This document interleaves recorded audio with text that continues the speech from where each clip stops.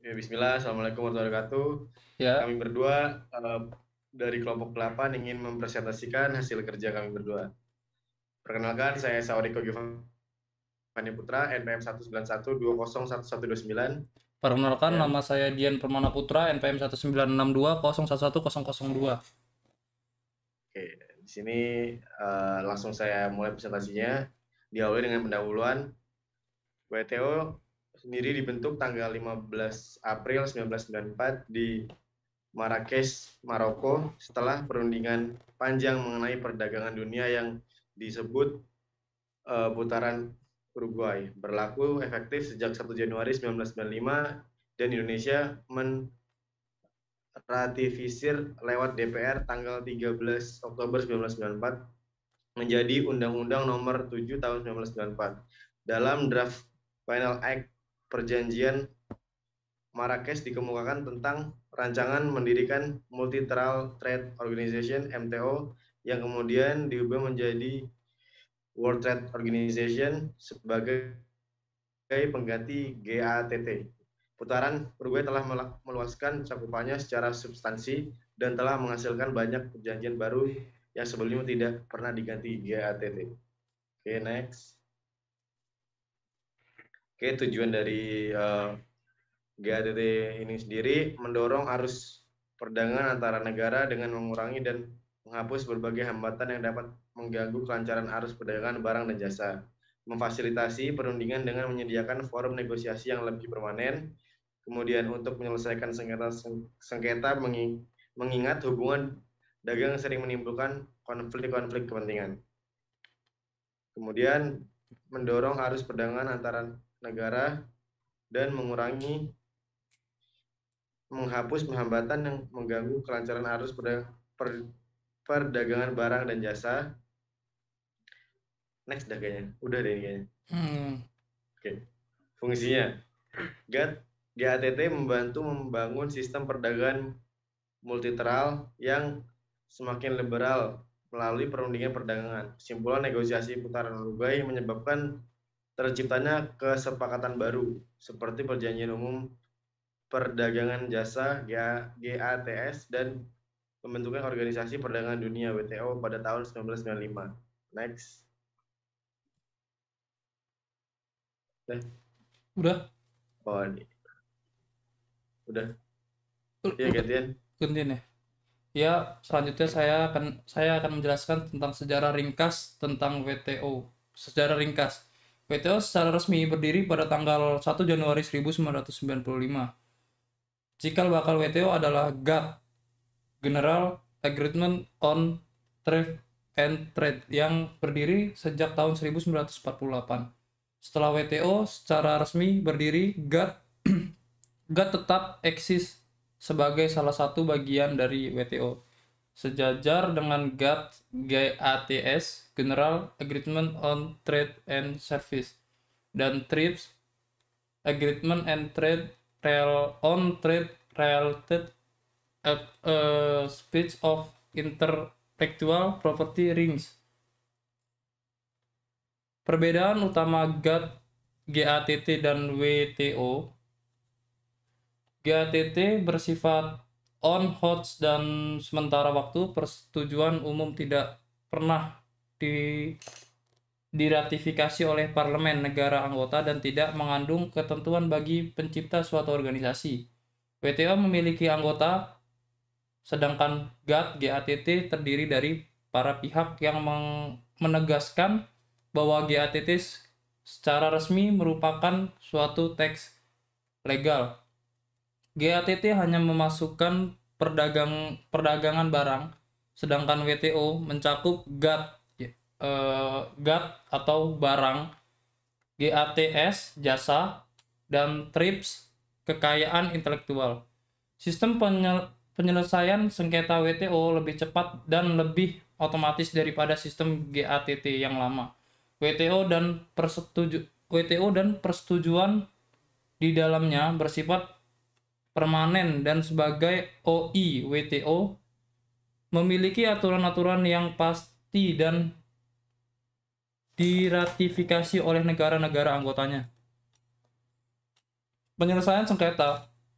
Selanjutnya penyelesaian sengketa, prinsip penyelesaian sengketa. Pada prinsipnya, penyelesaian sengketa dilakukan dengan adil, cepat, efektif, dan saling menguntungkan. Tetapi diharapkan bahwa negara yang sengketa dapat melakukan perundingan dan menyelesaikan masalah mereka tanpa harus membentuk panel. Pada GATT, suatu putusan disahkan hanya berdasarkan konsensus. Ini artinya bahwa jika ada keberatan dari suatu negara, maka tidak akan ada keputusan di bawah WTO. Putusan secara otomatis disahkan kecuali ada konsensus untuk menolak hasil putusan.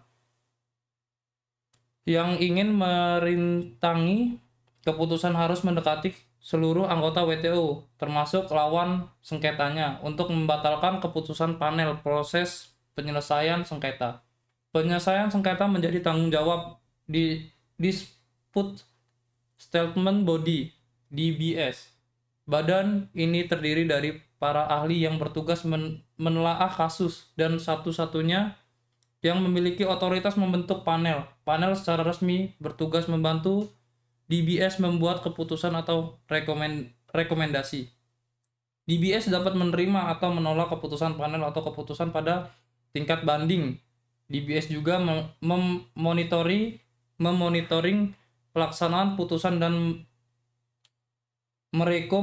merekomendasi serta memiliki kekuasaan untuk mengesahkan retitle jika suatu negara tidak membantu putusan.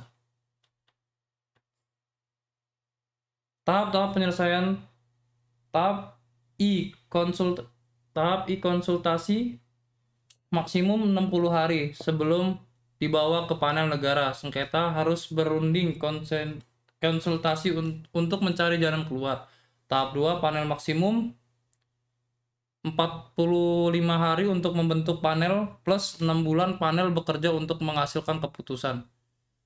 Jika tahap 1 gagal, menggugat dapat meminta dibentuknya panel. Negara tergugat dapat merintangi terbentuknya panel sebanyak 1 kali, tetapi pada sidang DBS yang kedua kalinya pembentuk panel tidak bisa lagi dihalangi kecuali ada konsensus yang menentang pembentukan panel tersebut. Laporan panel hanya dapat ditolak melalui konsensus dalam DBS, maka hasil putusan sulit untuk digugurkan. Laporan akhir panel biasanya diberikan kepada pihak-pihak yang bersengketa dalam waktu 6 bulan, kecuali dalam kasus penting atau kasus barang yang mudah hancur dalam waktu 3 bulan. Sedangkan pejabat yang pertama, masing-masing pihak mengajukan argumen kepada panel secara tertulis. Dengan pendapat yang pertama, kasus untuk menggugat dan tergugat dan negara lain yang menyatakan punya kepentingan dalam kasus tersebut, bantah negara yang terlihat mengajukan bantahan tertulis dan argumen lisan pada pertemuan panel yang kedua.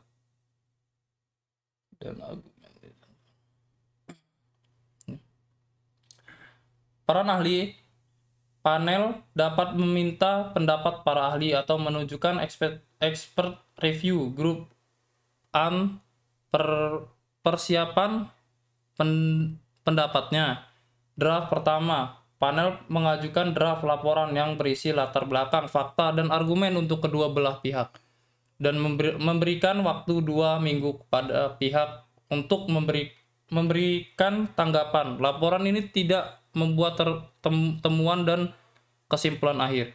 Laporan sementara, panel mengajukan sementara yang memuat temuan-temuan dan kesim akhir kepada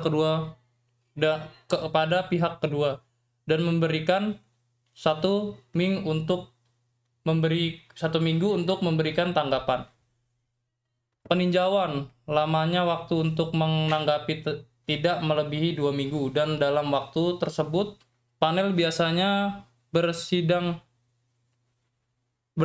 tambah dengan kedua pihak yang sengketa. Laporan akhir diberikan kepada kedua belah pihak setelah 3 minggu. Laporan tersebut disirkulasi kepada semua anggota WTO. Jika terbukti tergugat bersalah, maka panel dapat memberikan arahan tentang bagaimana seharusnya dilakukan. Laporan akhir menjadi keputusan. Laporan tersebut otomatis menjadi keputusan atau rekomendasi di SB dalam jangka waktu 60 hari, kecuali konsensus menolak. Kedua pihak yang bersengketa dapat mengajukan banding.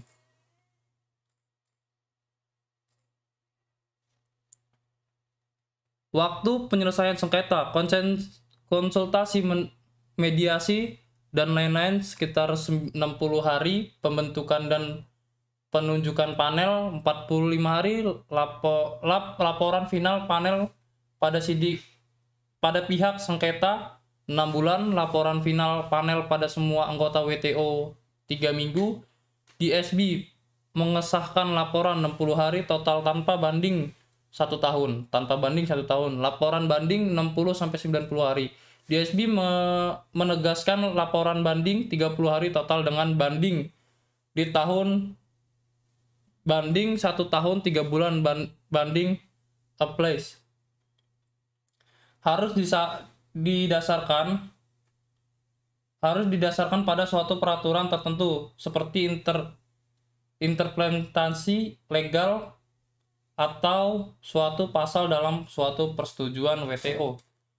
Banding tidak dilakukan untuk menguji kembali bukti yang ada atau bukti baru yang muncul, melainkan untuk meneliti argumentasi yang dikemukakan oleh panel sebelumnya. Tiap upaya banding diteliti oleh 3 dari 7 orang anggota, tetapi badan banding appealment body yang ditetapkan oleh DSB dan berasal dari anggota WTO yang mewakili kalangan luas. Anggota AB memiliki masa kerja 4 tahun dan masa kerja berasal dari individu yang memiliki reputasi dalam bidang hukum dan perdagangan internasional dan lepas dari kepentingan negara maupun keputusan pada tingkat banding dapat menunda, mengubah, atau memutarbalikkan temuan dan putusan panel. Banding biasanya membutuhkan waktu tidak lebih dari 60 hari dan batas maksimum 90 hari. DBS harus menerima atau menolak laporan banding tersebut dalam jangka waktu tidak lebih dari 30 hari dan penolakan dimungkinkan hanya melalui konsensus.